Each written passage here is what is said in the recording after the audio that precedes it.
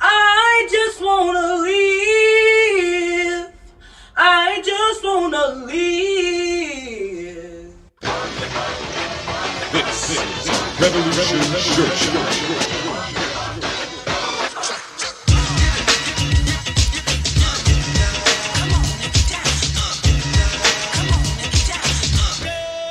The year is 2020, the number. Another summer, get down. Sound of the funky drummer. Music ain't your heart, cause I know you got soul. Brothers and sisters. The information age got them seeing what's really wrong with these racist days. I honor the strong and pity the weak. Your thoughts run your life, be careful what you think. Haiti beat France in century 17. Salute Toussaint and Dessalines. And I do love France, know what I mean? It's a system I'm talking, nobody's agreeing. They say it's suicide when dead bodies are swinging. Cowards are hunting black men, that's what I'm seeing. How many toasters have been burnt down? And once Central Park was a thriving black town. Yo, Chuck, I'm fighting the power right now. Thanks to you, Flav and P.E. Putting it down, putting your life on the line so I can rap now. The next generation still singing Fight the Power. Fight the power. Fight the power. Fight the power. Fight the power. Fight the power. Fight the power. Fight the power. We got to fight the powers that be. Police think they weighing 6'9" over the law. Wanna give us short sticks, but we really need a long. To the boys in the hood, ducking bullets and batons. For boys in the hood, triple K's on their arm. 4 fingers on my palm, screaming fight. Change the policy, defund, buy back our property. You love Black Panther, but not Fred Hampton. Word to the Howards and the Aggies and the Hamptons. They book us, won't book us, I'm Booker. T. Washington, George Kill for 20. Think about it, that's 2,000 pennies. The value black life, the cost of going to Wendy's for a 4-quarter burger. Ended in murder. Fight for Brianna and the pain of her mama. Gotta fight the power. Fight the power. Fight the power. Fight the power. Fight the power. Fight the power. Fight the power. We got to fight the powers that be. Yeah, generations is how long we've been at war. The revolution on all platforms. You break a man's mind and it's back yours. Solidarity is what I'm wearing all black for. For comrades who don't fought without me. It's not to try and change our thoughts about me or to redirect your reports about me. Dear white people, you should take a course about me. Cause is it the Lord? 4-finger ring, the sciences of the arts, the songs we can sing. I really wanna know why y'all so scared. Probably cause the promised land we almost scared. But look, I think of images that fuel my youth. Interviews by Craig Hodges and Abdul Raouf. Examples like Olympic black power salutes and Panther troops. I saw as I pursued my truth. If racism is a cancer, black thought's the answer. Gotta get up off the back porch. Emancipate your mind, get your bodies back from ransom. And all black hands up for the anthem. Fight the power. Fight the power. Fight the power. Yo, check this out, man. Bring that beat back, man. 2, 3, 4, hit it. People, stronger than this evil. Smashing your power structure, melanin royal regal. System designed to kill and unprotect. Worldwide hit the streets just to get some respect. Our fight and our rights for freedom will never waver. Justice Breonna Taylor, salute Chuck and Flavor. Feel the same anger since Radio Raheem died. Black power to the people, push forward pride. Fighting power like it's an octo. Born to fight, I made it off the block though. Thought he had a gun and he was black, that's the combo. The police killed George having a convo. They killed Malcolm X, they killed Dr. King. They gave us guns and dope, they wanna stop our kings. Trying to erase our history, stop and think. History class ain't tell us about Juneteenth. Cops don't give a damn about a Negro. Pull a trigger, kill a nigga, he's a key, bro. Us living life on welfare. The last one who cared was Obamacare, round 12. Nose kinda bloody, gotta keep fighting. Trump through to North Korea, they respect violence. If you ain't trying to have your city on fire for some respect on our name, we come from gold and diamonds. Fight the power. Fight the power. Fight the power. We got to fight the powers that be.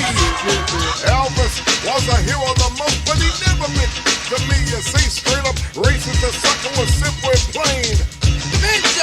Cause I'm black and I'm proud, I'm ready, I'm hyper, I'm amped. Most of my heroes on a piano stamp. Sample all look like you looking by nothing but Reginald for 400 years if you check. Don't worry, be happy. Was a #1 jam. Damn if I said you could slap me right here. Get it. Let's get this party started. Right on, come on. What we got to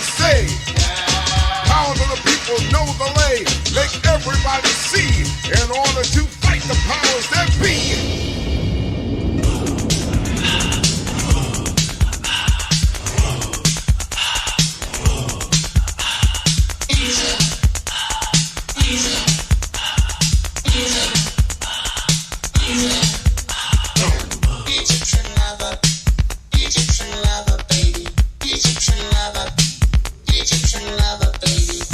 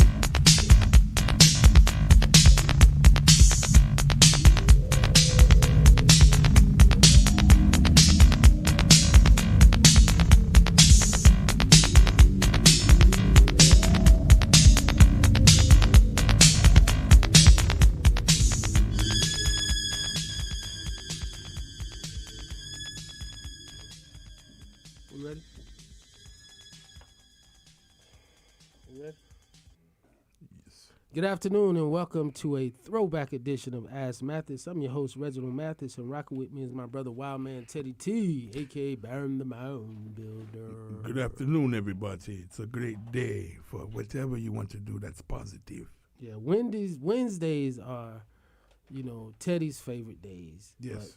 But Thursdays are my favorite days. But I don't know why that is, man. I just think our vibe was the best.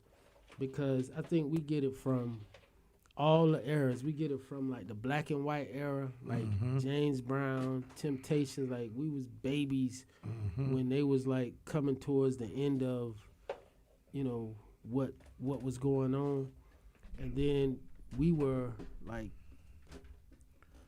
ending elementary, middle school when the hip hop era was coming in.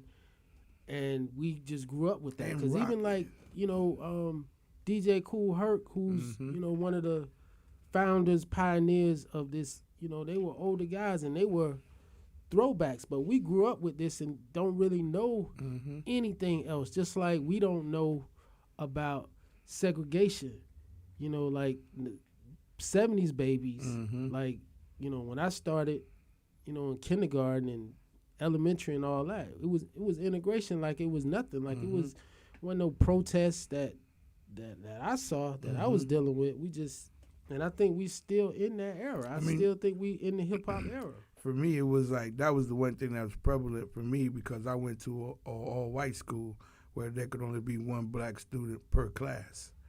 You know what I'm saying? I think that might have just been the practice, but I don't think that was written down nowhere. No, it wasn't written down, but that's just how it would happen. That's just probably how it was. Every class. That's what you call de jure. Right. And when you, de facto. That's Yeah, what you de call facto, de right, facto, de facto, when right. it's just, that's just what it is. Yeah. De jure is when it's in the law. Yeah.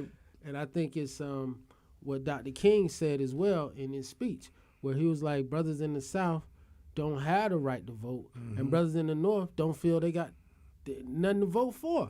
Even though on paper you had a right to vote, but you don't feel like it's anything. It's not going to make any decisions so for you. Keep going, brother. I'm sorry. But no, it was. I remember the one time in my second grade, me and my neighbor Kelsey, we was in the same class, and everybody, even the other students, was like, "There's two of them." Like, you know what I'm saying? That was the most funny. That's when I really understood that was the situation, because they was like, "There's two of them. There's never been two." Y'all make sure y'all get, anytime we get Willie Williams on here, man, y'all just make sure y'all just get his picture, man. That's it. Just let him flash the gold smile. He's here with us. You know what I mean? Nothing He's else. in the building. Bite down on him. You gonna bite down on him? Yeah. Hey, me and Willie, we got Shantae that's in there working out. So as I came today, he was getting on her. And I was like, hey, don't be embarrassing me. If you in there, you got to do it. Then she's like, I've been here since 9 o'clock. So what? You're in there with Willie. The pain is going to be gained later. The pain. Here comes the pain. But Shout that's out the to thing. my brother Miguel, man. It's like, not being segregated and living in the North and the South, it's like we still had to separate. Like, we couldn't go past State Street. You know what I'm saying? It was a spot and we used to go past State Street, but we'd have to run after 5 o'clock when all the brothers and the fathers come home. We'd have to run. Yeah, you talk about that, saying like y'all was playing, but then after a certain time, like it was on. Yeah. I mean, there was when we moved to Kendall Green, for the folks who know, we were in when we first moved here from Mississippi. My dad, when he retired from the Air Force, and he got the pastoral position at Antioch. We were staying in Parkway East. I guess he was staying in Parkway East, and he had just come from Mississippi with my older brother. And so it was just the two of them, and so they had an apartment. Parkway East was the apartments directly abutting Ely. So they were staying like right there, Right, Parkway East. But when we stayed there, I remember being there one Christmas. I think we stayed there like one Christmas. I remember like Christmas being like on the steps, looking at my gifts or whatever. Whatever. I didn't know whatever. But then we moved from Parkway East to a crib in Liberty Park. So then I was in Liberty Park, or we were in Liberty Park from, I want to say kindergarten. We was in Liberty Park from kindergarten to second grade. Then second grade, which was 77, we moved to Kendall Green. And Kendall Green at the time, blue collar neighborhood, but it was all white. You know what I'm saying? But so we didn't even, as shorties, you don't even look at it like, blue collar, white collar, middle class, nothing like that. It's you going, it's white is better. It's white is, they had pools. Like, we went over to Kendall Green, like, the houses had pools. Like, oh, wow. But it was just like, it was just a little gate, right. a wall that they built, which was crazy. I always wondered, like, why did they build this wall? Kendall Green and Liberty Park, separated. There was a little pit. We called it the Rock Pit. Now you have Kendall Lakes there. And they got the road that you can get off of Copens. You get off I-95, Copens, go west, and that one little street that can take you, in the Pompano. But, so, bro, when we first moved to Kendall Green, there was only one other black family, and that was my homie Adrian, who was driving the truck, here. And it was basically he and I against the world, bro, like the whole neighborhood. And I was not feeling Kendall Green initially. I was going to the boys club still, like every day. I would walk around, or I would walk, through the gate, or I would just be constantly cutting, going through the Comcast now. We cutting through there to get right there to the boys club, but they had it where you couldn't get through it. Bro, I would walk all the way back. I would leave the crib at like 6:30, 7 in the morning, and walk all the way to Liberty Park just so I could ride the bus with the homies. Ride the bus back to school until I got in trouble and they say you can't do it no more. But saying that to say,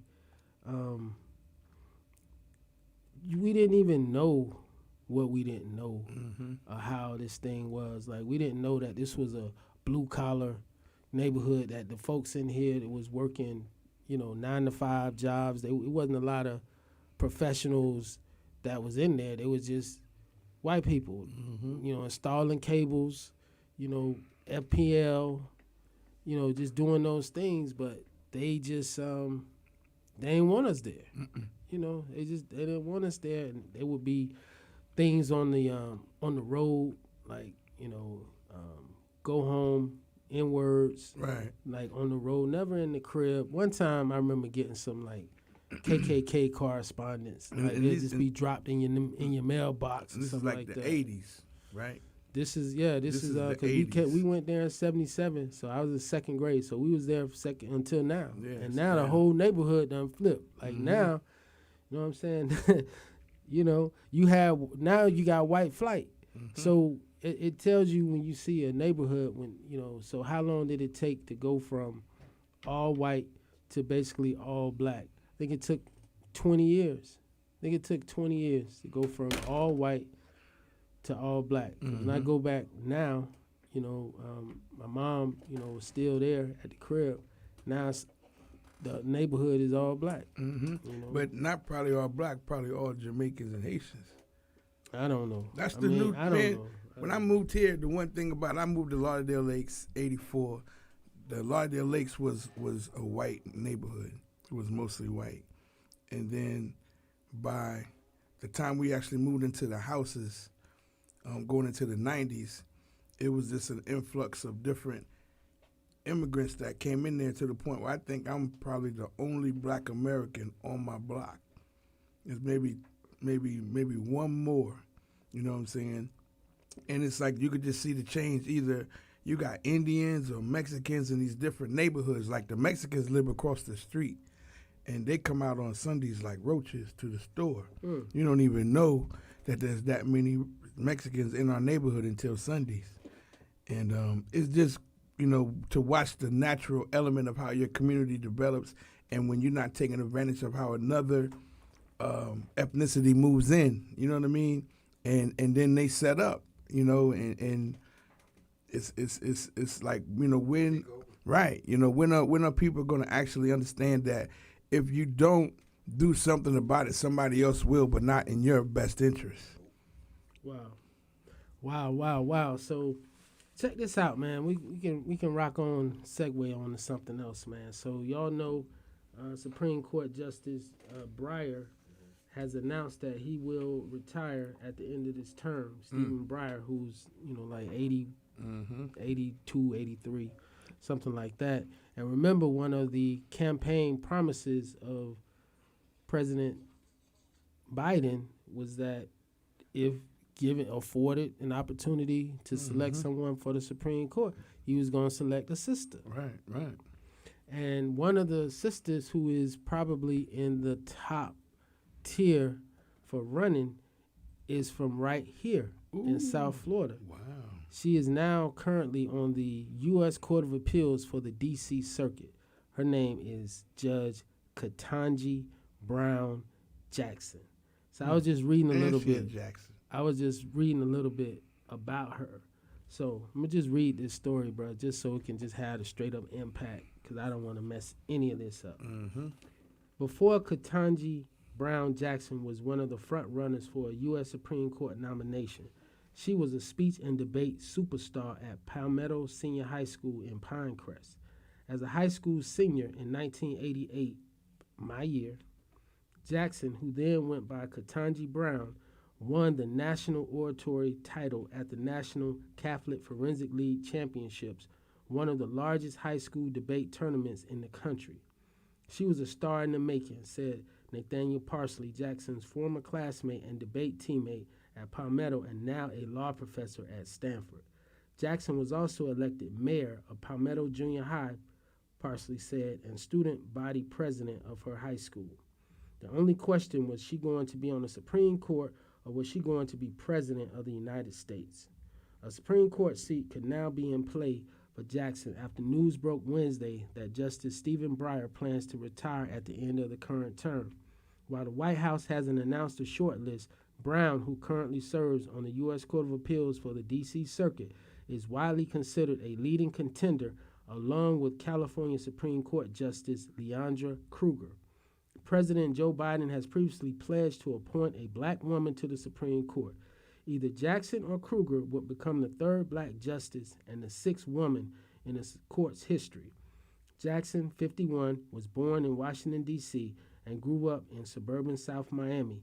Her father, Johnny Brown, was an attorney for the Miami-Dade School Board, and her mother, Ellery Brown, was a principal at New World School of the Arts, a public magnet high school and college in Miami specializing in dual enrollment programs from 1993 to 2007. In a 2017 lecture at the University of Georgia, Jackson said her speech and debate experience at Palmetto High gave her the self-confidence that can sometimes be quite difficult for women and minorities to develop at an early age. I learned how to reason and how to write.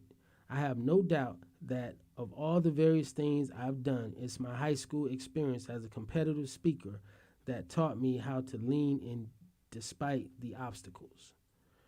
Ben Greenberg, a former U.S. attorney for the Southern District of Florida who was on the debate team with Jackson at Palmetto High and graduated 1 year after her, said he and Jackson went to prom together as dates when he was a junior and she was a senior. On the one hand, it's incredibly exciting, and on the other hand, it's not at all surprising. He's now a partner at Greenberg Traurig law firm in Miami, said of Jackson as a potential Supreme Court nominee. She was incredibly smart, hardworking, super honest, and one of the nicest people you'd ever want to meet. Miami criminal defense attorney David O. Marcus remembered Jackson from when he attended Killian High School and competed against her in debates. She is the absolute best, smart, friendly, engaging, dynamic, who graduated from Harvard Law School in 1997, the year after Jackson. She's an ideal Supreme Court candidate, but more importantly, a great person. As a high school senior, Jackson received an honorable mention in the drama category of the Miami Herald Silver Knight Awards. I was in that. So, I mean, we crossed paths because I was in one of the Silver Knight contestants in 88. Okay. During the Palmetto High panel about prejudice that same year, Jackson, then 17, recounted a drama teacher telling her she wouldn't have a chance at a role in a play about a white family because she was black. Mm-hmm. If you don't talk about it, you never deal with it, Jackson said at the time. In October 87, Jackson was among the Palmetto High students who reportedly grilled then U.S. Interior Secretary Donald Hodel during a visit to Miami. Jackson, the Herald reporter, asked Hodel why his department was endangering Florida's irreplaceable reefs by permitting offshore oil drilling. Oil and water don't mix. The Senate confirmed Jackson in June to the U.S. Court of Appeals for the D.C. Circuit, a traditional springboard for the Supreme Court, by a vote of 53 to 44. She garnered support from every Democrat and 3 Republicans, but she did not receive support from either of her state senators. Florida Republican Senator Rick Scott voted against Jackson, while Florida Republican Senator Marco Rubio was one of 3 senators who didn't participate in the vote. Rubio's office did not immediately say Wednesday whether he would support Jackson's potential nomination. After high school, Jackson graduated from Harvard College and Harvard Law School. She clerked for Breyer. Wow, she was Stephen Breyer's clerk, the justice she could potentially replace during the 1999-2000 Supreme Court term. Jackson has also served as an assistant federal public defender in the District of Columbia, vice chair of the U.S. Sentencing Commission, and judge for the U.S. District Court for the District of Columbia appointed by President Obama. Miami Palmetto Senior High School grads also include Amazon CEO Jeff Bezos, class of 1982, and U.S. Surgeon General Vivek Murthy, class of '94. So okay, that's what it is, man. Teddy, remarks. Well, definitely she comes from a bloodline of I mean, she's a Brown. I mean, her dad, dad was an attorney for the school board here, and mom was the principal of New World. She comes from great pedigree, great pedigree for sure. And the fact that she is a true, Aboriginal American is the thing that we're looking at, because that's what we're missing. It's a lot of different people. Big ups to the Haitian lady who took place in the Senate last week. Mm-hmm. What was her name? Mm-hmm. The lady who took. Well, who was talking about $1,000 a month? Right. Yeah, I don't remember her name either. But these people are getting opportunities, but they don't understand the American story. You know what I'm saying? It's a lot of people in America that don't really truly understand the American story anymore. And, I think we need to get more people, even like yourself, that you guys need to get into politics and maneuver to be in the element so everything could be balanced now. You know what I mean? Having, what's her name, to be the vice president, Vice President Harris, is something, you know what I mean? Because, where she comes from, everybody has these different elements of pedigree in their class that which they're in, but if we see these people in these locations, it helps the kids have the opportunity to be able to move there. And I'm looking forward to seeing what happens with that situation. She's definitely next for something. That's for sure. I mean, there's only one place higher than where she is right now, and that is the United States Supreme Court. That'd be nice. So, I mean, she's the one definitely that Florida's pushing for, because, I think everybody learned from Trump when he was running. When he was basically like, man, if y'all elect me president, here's a list of the judges that I'm going to vote for. A list that was provided to him by the Federalist Society, who I told you guys is a group of conservative jurists, lawyers, judges, and law students in the Federalist Society. So he basically was like, I'm going to pick from them. So all the conservatives was like, yeah, he's our guy. A lot of people got a lot of favors, right? Like a lot of judges that didn't have the tenure that they should have had received. Can you open the gate for Chronic? No, for sure. You said a lot of judges that shouldn't have what? A lot of judges, like brand new judges that shouldn't have received those courtships. Oh yeah, I mean Amy Claire Bryant. I'm not even just going to the Supreme Court. I ain't even going as high as that. I'm talking about the federal courts.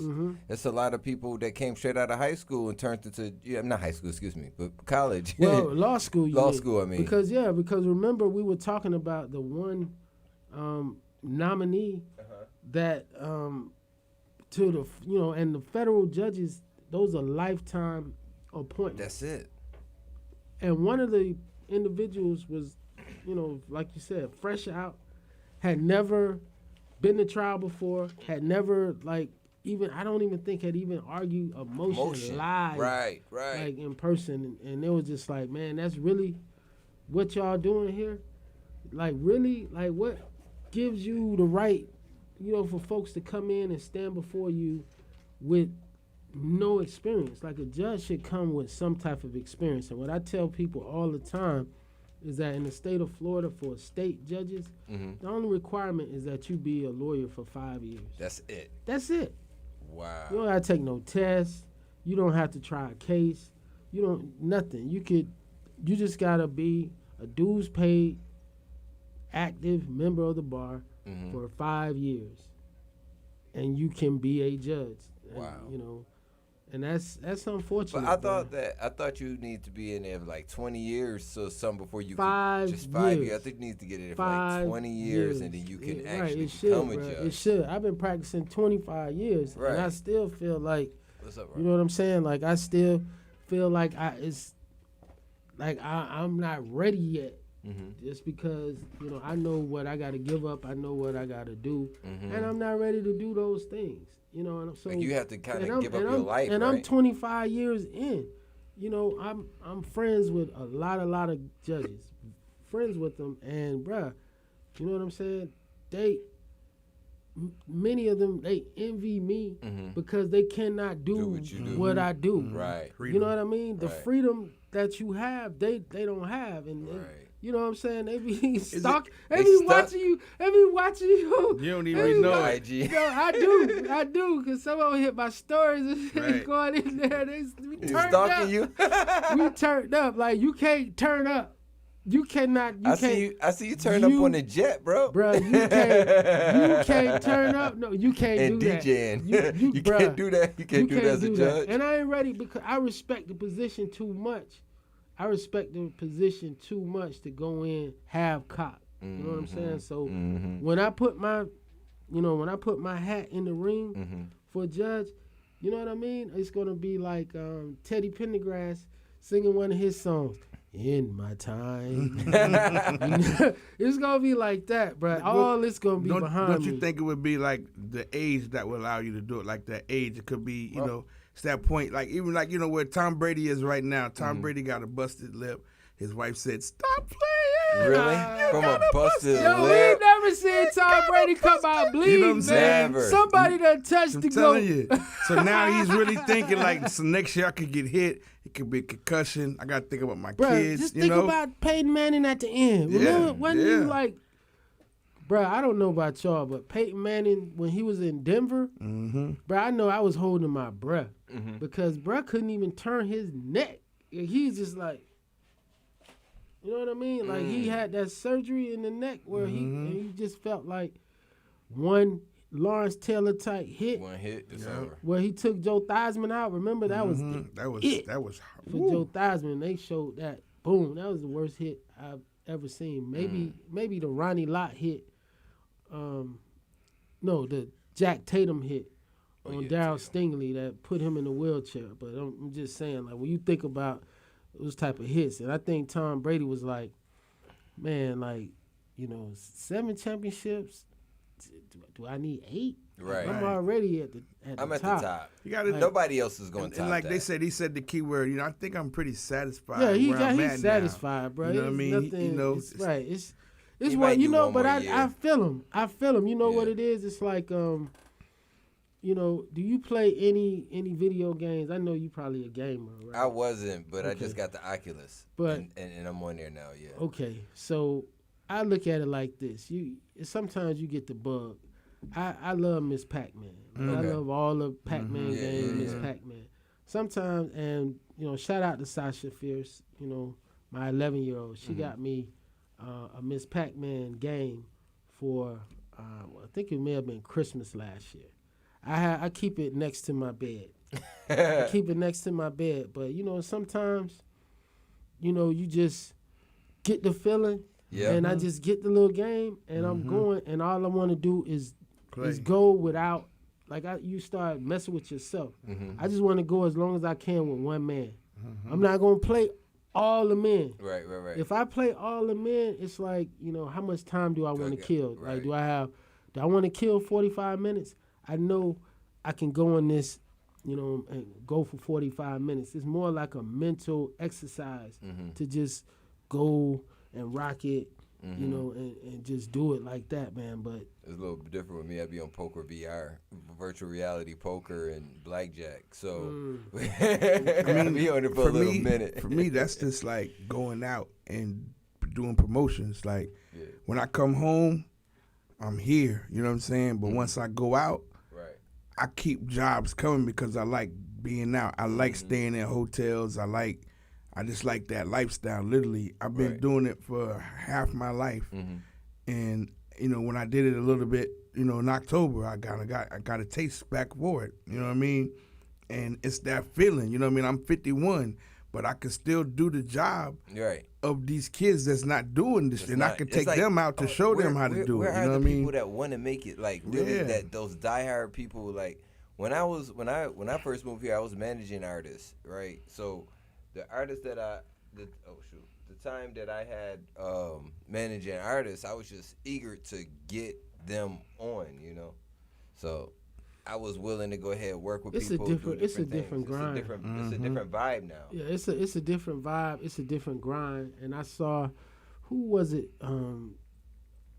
Somebody, Teddy, I know you probably know. It was a few weeks ago, and they were saying like, you trying to get on, and you want to give me some music, and they're telling him to go to his IG. You know, That's what is wrong with people? And Buddy was like, if you're not going to invest in a reel, or you're not going to invest in, you know, something to, you know, a little more than that. But I think it's part. Like I looked at it and I understood where bro was coming from, but at the same time, I was saying, man, it's a new era. It's a new era. It's a new era. Yeah. It's a new age, and these folks, you know, is basically like. This is what it is. Like when folks start saying like hit my SoundCloud or hit this or whatever, but now that's just what they do. Yeah, but it's just like, you know, when you were coming up, you get people's phone numbers. Now people are just trying to give out the IGs. Like, bro, give me the phone Right, numbers. they're like, check out my IG. Hit me on IG. Hit me on IG. But I think it's part of the evolution. I think it's part of the evolution that, you know, it's part of it. Like for the older cats, we may be offended by the way they doing it, but that's the way they do it. It's like those are unnecessary steps. You know, bro. I remember the 8-track. If I say 8-track to my children, they would look at me like, man, what are you talking about? I took an 8-track player on one of our school trips. You know, I was like the man. I had all the Kool in the Gang. I had my box with all the 8-tracks in it and the player, and I took it on one of the trips. Like, and that was like, you know, it was the box before the box. You know what I'm saying? Right. And just you know, that's the thing. I think with the fact that we grew up as 70s kids, that was that's what I was saying at the beginning, where we're that bridge between everything. Days go by like the beta. Bro, the first cable. Man, bro, we had cable. We had cable in the crib. And let me tell you how the first cable went down. Like, there was no, like, we got Bluetooth. And I would say that the, you know, cable now, it was Bluetooth or something akin to Bluetooth. No, cable was called cable because there was a cable that was linked kind of like a keyboard to a computer. So that's kind of what it looked like. There was a keyboard, and it went as far as it was. So if your cable cord wasn't that long, that's where it was. You would have to, you know, if you had a foot, if you had 3 feet, you had 10 feet. Like, but that's had what no it was. extensions like, and things like that. It wasn't no cordless. Right. It wasn't no cordless, and you had, it was like a typewriter. Right, the remote, how we have it now, was like 3 categories, and then you had like a little button, a little dial on the side. So if you wanted the channels on the top, you had to have it up to the first one. The ones in the middle, channels in the middle, you pull it down, and that's where like channel 17, like you had to go over, pull it down. Was that your DI? Like you know, was that the one where you use your U and then turn your channels? Like no. It looked like a keyboard, but on the side, like it was like a clicker, like a 1, 2. I'm talking 3. about without the cable. My bad. Yeah. Right. That's what I'm saying. That was the cable. I had cable. That was like the first cable. The little brown like box, that we right? had, the brown with box. The little things that you had to push down to go to each channel, right? Yeah. That was that was 77. That's how we had Cineview. It was called, not Cinemax. It was called Cineview. And then you would see how the dude yesterday was saying, like, you trying to catch a breast, you know what I mean? Because we didn't have the, you know, right. Like that was blasphemous, boy, to get like HBO or Cinemax or any of that stuff. They had them. You remember but in our crib, we couldn't. Like you just have like the poltergeist. The poltergeist looking thing. That squirrely line? You going, You trying to catch the Playboy. Remember the Playboy? The Playboy channel. Yeah. Bro, as a shorty, I would go blind staring at that boy trying to catch see something. a nipple. Like, ooh. My mom got Cineview, so 76, 77. I watched Body Heat, all these old, you know, that had sex in them, you know, and then they had the Emmanuel. Came in after that, you know what I'm saying? The Manuel series. Okay. And that was, my God, Cinemax and Cineview After Dark type stuff. And so we that bridge, man. We that bridge from that, and from the 45 records, bro. When you got the little sun disc that you got to put in there, and that's what it was called, the yellow thing. I don't know what it was called. Oh, the little sun disc. the little sun disc. You put it in there, and then. and then have your records to fall down. But like in those things, bro, you could like have the record fall down where you didn't have to go and change it each time. You would have to listen to a bunch of records that you didn't want to hear. Yeah, But you didn't have to go and change it. Yeah, I remember And that. just the fact that you didn't have to go and change it, bro, it was like y'all living. Like y'all living, man. And then it went to the cassette, and then it went to the dual cassette, bro. When I went to college, to get if you had a dual cassette player, one that could flip on his own. Oh, flip on his own. That could, that could flip on his and own. record and like you could that do too. a long, you know what I'm saying? Yes. We used to make these Quiet Storm mixes. Yes, We used to make these Quiet Storm mixes. And you can make it roll on his own. Make it flip Bro, over. when I went to college, man, in my room, you know what I'm saying? Like, we just had a thing going. Like, you know, just have it go. Just go Man, to sleep. I have made it go so all much night. money from cassettes, selling cassettes, mixtapes from high school until I was probably like 22, 23, selling mixtapes like with a DJ. Like cassettes have always been my entrepreneur move, man. Like I told you, I was getting the mixes from New York, from WBLS, from Molly Mall and Red Alert. Right. And they'll get here by Wednesday, so I had to win Wednesday night, Thursday morning, be up all night so I could bring a couple in on Thursday for my real starters from New York and then kill the rest on Friday. But I used to make so much money selling mixtapes.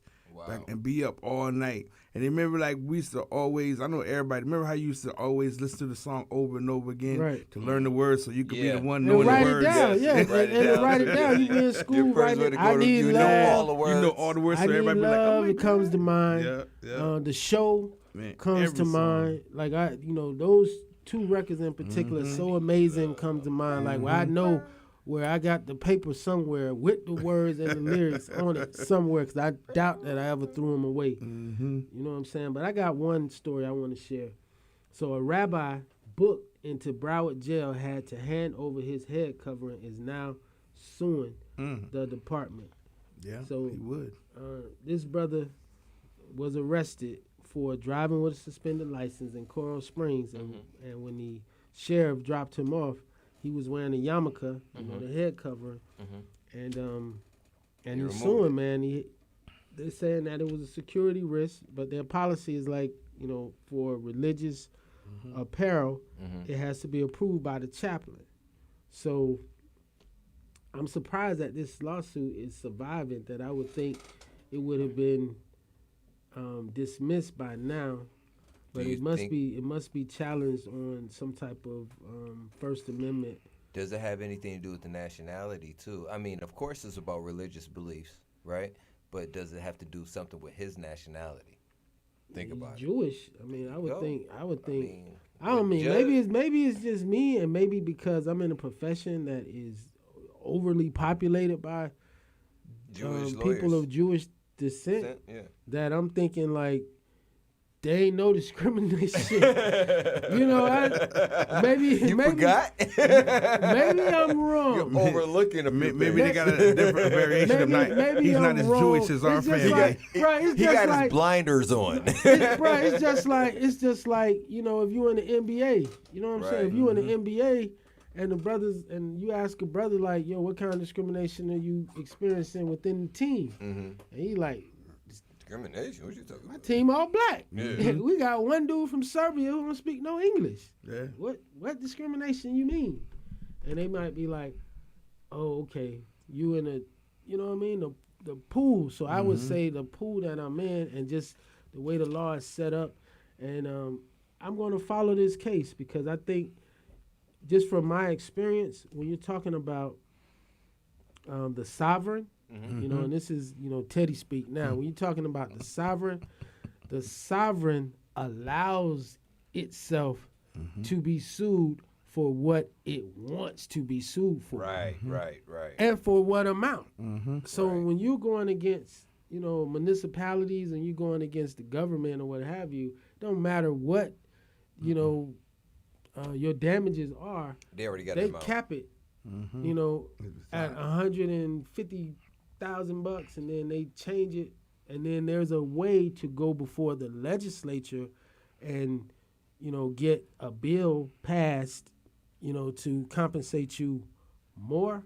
But the sovereign say, hey, yeah, okay, I'm gonna let them sue me. You know, and pretty much they've allowed suits for different things. But another thing, and we talk about it mainly in the police misconduct area, when you talk about qualified immunity. But that's something else that is stemming from that of the sovereign. And so it's basically saying that governmental workers they have some type of privilege, you know, to speak. So if I'm in court and I'm making an argument in court, you can't turn around and come sue me for what I said in court. Right. You know, talking about, you know, based on what I said. Like, that it's protected. It's Right. privileged. Right. Just like if somebody's in the legislature, a congressperson or a congressman, they're on the floor making a speech, you can't sue them But they're not for the speech because it's privileged. He's not suing the people.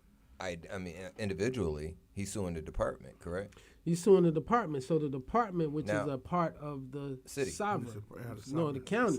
Oh, okay. It's part of the county, and the Oh. county is county is an agency of the state. So the state is the sovereign, and so allowing them to, you know, go in there and challenge their procedures. Like if they let this go, I'm about it to might ask be you something. because of their persuasion that Nah. the people is like, yeah, you know what, let's go and let that go, and let's see where this goes, because if it's a constitutional right, if it's a constitutional protected right, then, you know, it may be able to proceed, and that's how you can get around, you know, certain things, because even the states are not allowed to abridge your constitutional right. So the right to wear your, you know, protective gear is going to be balanced against This right here. balanced against protection and security. Is going to be But balanced. this will probably set a precedent. In Florida, Yeah. because their policy, like I said, the policy says inmates will be allowed to wear approved liturgical apparel in their cell, day room, and to and from religious services. Approved religious items or apparel identified as presenting a security risk will be used in areas designated by the facility commander. The facility commander will provide storage for these items. Now, if it was a brother and he went through there, it was around Christmas time, he had his Kwanzaa cloth on, or a Muslim that has, or Indian that have their turban on, you know, the turban on. Now, if they were, I'm sure Muslims, Indians, these people were. I'm going to explain it for you. They were taken, those items probably were taken away from them. Let me explain it for you the way you have to be able to make that correct. You have to go, when you come in as an organization like that, you have to bring it to the sheriff. And when the sheriff knows, then he allows to let all the other agencies know this is what's going on with these people. You know what I'm saying? It's like when you come in as a, like how I would do, as I'm coming in as a Washita, I'm coming in as an indigenous element, then I would allow like I put myself on public record when I go into the cities, saying that I'm an indigenous person. I take it to the real estate part in the city, and I say that. So if anybody pulls me over, they see all of my paperwork. You know what I mean? So that's what you have to do as an organization. You have to go take it to the sheriff and alert them, and then it's up to them if they're going to honor that situation. But that's what each person have to do in the beginning, because that's where you're going to get the flack from, is the police. Correct. But if it's already known that, oh, these are these people and they do this, and it could be some type of back end they've given to something or whatever, whatever means that made them work it happen. If it pops up like that, that flag will come up with it and say, okay, this is this type of person. You know, come in caution like this. This is what they're gonna do. You know what I mean? So brothers have no chance then. I mean, you know, it's like when you see the brothers with the Moors. When you see the Moors and the police ain't doing nothing, and the Moors is like, you can't touch me. Yeah. It's that type of situation, because it's been that understanding that's been there for years. That's private. But if a person comes with it, then they're like, don't do nothing. Just listen, let them go. Yeah. So. Okay. That's what it is, man. So we had a interesting hearing yesterday in Tallahassee. It was a confirmation hearing for Joseph Ladapo, Dr. Joseph Ladapo. Let's give him his full credentials. And he's a brother. And as a brother, here's a image of him. You know, as a brother, he was, you know, basically, he's the acting Surgeon General for the state of Florida. I didn't even know we had one. Surgeon General. Right. I didn't even know. We don't. We have an acting. Ooh. Okay, but what I'm saying is, I didn't even know Florida really had. Actually, I did, and I think it was a sister. I think they got rid of her because DeSantis wasn't feeling like what she was saying when the pandemic broke. But this brother, he definitely drank the Kool-Aid. Like, he definitely drank the Kool-Aid. Like, bruh, it'd be like, masks don't work. You know, like, he is the African black Trump. Because I think he African. I think he's the African black Trump, bruh. Like, bruh, you think DeSantis is bad? Bruh, this bruh just be bugging out, man. And so they walked out on him yesterday. The Democrats walked out on him yesterday and doing his confirmation hearing. But he's been acting, and they trying to go ahead and make him permanent. But they walked out on him, man. And I don't know, bruh. That's the thing about DeSantis. DeSantis is Trump 2.0, bruh. Mm-hmm. You know, because he don't make all the mistakes that Trump makes. Right. You know, and He I don't don't know just it's jump out because he there. don't have all the pressure that Trump had, but he'll come in and he doesn't mind like pivoting off something or backtracking or changing his mind or switching it up. You know, Trump just and stick so, and just go So, like forward. I said, you know, you got to look at what DeSantis did or tried to do. He tried to appoint a sister to the Florida Supreme Court. That's real. You know He what I did. mean? He So did. that makes you be like, damn. How did that happen? You know what I mean? Maybe he ain't so bad. Right, exactly. right. And you know what I mean? And then that's how he get he's more black appointed- votes. Right, and he's appointed 3 good friends of mine to the bench. 3 black females to the bench. Yeah.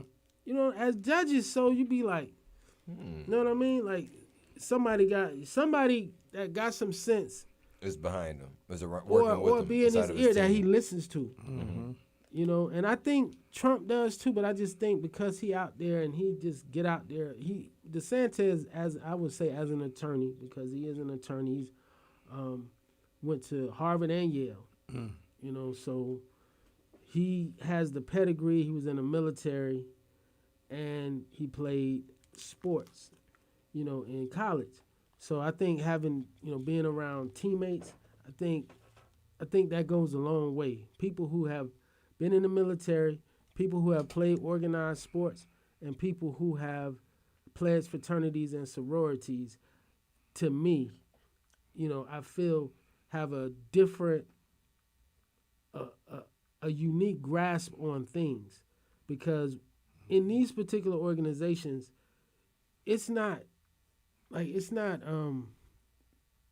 lot of that stuff is not just instinctive. A lot of stuff isn't instinctive. Like in the fraternity, it's not instinctive. Like things that you do, you have to be able to submit yourself. You have to submit. And so as a independent brother or a sister that's just coming and you like, man, I pull myself up by the bootstraps. When you got to come in and you part of a team, you part of a line, and y'all have to do tasks together. And it's not like you did it right, but they did it wrong. It's like, no, if y'all don't all get it right, then y'all all got it wrong. So going through something like that, going through a process like that, helps you. You don't even know it at the time that you doing it. It's like, man, this is just what I want, and it's what I want, so I'm willing to do it. I would say it's akin in some ways. You can think about boot camp for the military, like, because you show up from wherever you come from. First thing they do is like, hey, to show unity, to show that we're a team, we're gonna shave all y'all heads. Right. We're gonna shave all y'all heads, and we're gonna put you guys, dress you guys the same. You know, and we're going to treat you, you know, you're thinking like you're being degraded, but no, you're not being degraded. You're just, the trappings of you, of self, are being removed from you to see whether or not you can accomplish things. I mean, I guess it's a tried and true method. You know, they've done those things when you see Roots, the beginning of Roots.